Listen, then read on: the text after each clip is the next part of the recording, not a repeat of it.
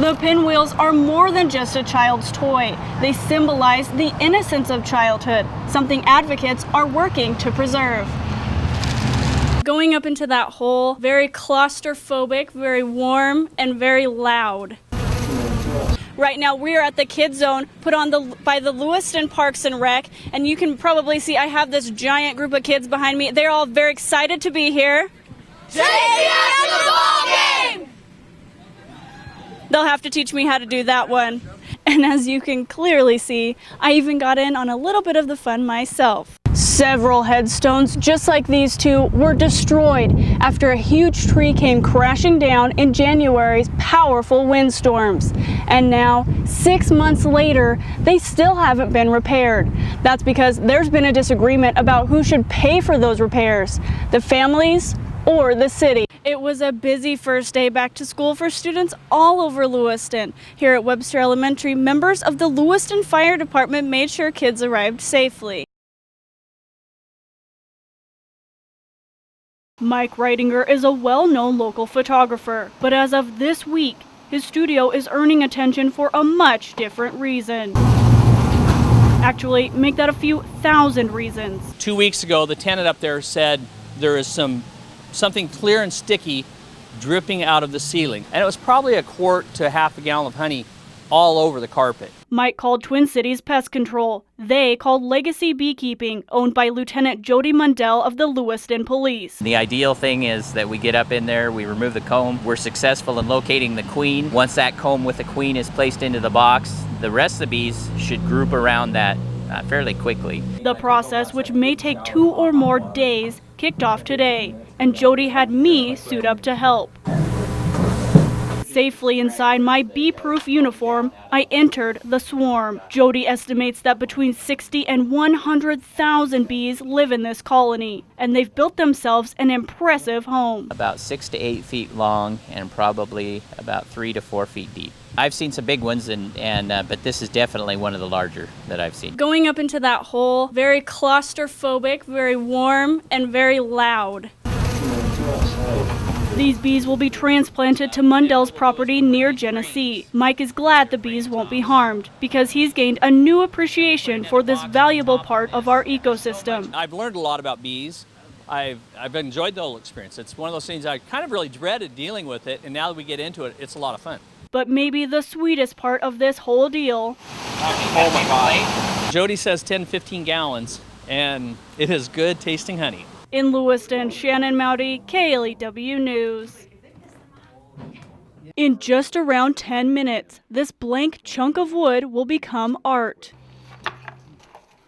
at the skillful hands of a master. I guess I've always kind of been a creative person, and I'll pick up the wood and look at it and I can just see something in it. Ron Adamson has been chipping away the pieces to a successful career for 41 years. He started carving as a hobby, something to do during breaks at the lumber mill in Libby, Montana. I started kind of carving old scrap pieces of wood in the mill. First thing I did, I stuck a chisel through my finger and pinned it to the table. But within 2 years, he was able to visualize the face within the wood. The nose is what's going to stick out the farthest.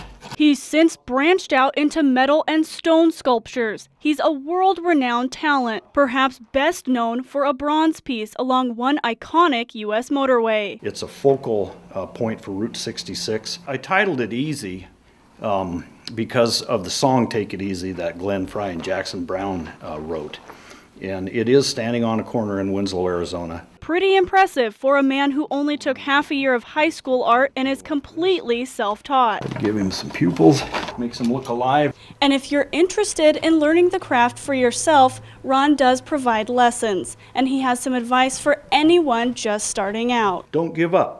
You know, and use common sense. It's very frustrating at first because when you start like a little child would start. In Clarkston, Shannon Moudy, KLEW News. Firefighters are used to saving lives, but oftentimes they don't belong to humans. It's almost every fire we will find an animal, and so the need is definitely there. That's why Helping Hands Rescue donated 5 animal rescue breathing masks to the Lewiston Fire Department. Chief Travis Michaelbust says firefighters were using equipment built with human humans in mind, which wasn't always effective. We modified our units that we use on people as best we could for animals. The human masks are designed to fit the contours of a human's face, but when used on animals, much of that oxygen is lost. The new masks are designed to fit on the snout of the animal so no oxygen escapes. So them providing us this allows us to have the most effective tool, and it will give the best chance for the animal. 3 different size masks can fit animals as small as bunnies or kittens to ones as large as sheep or calves. And all we'll have to do is turn on the oxygen bottle and plug it in. Training will be quick, as dogs and cats have similar respiratory systems to humans. Michael Bust says donations like this are appreciated because it allows them to save taxpayer dollars while still helping out their customers. All of them. Because the animals are part of our customer base. I mean, we try to take care of them as much as we can. Summer isn't over yet. I know what you're talking about. Whether he wants to believe it or not, summer is officially over for students in the LC Valley.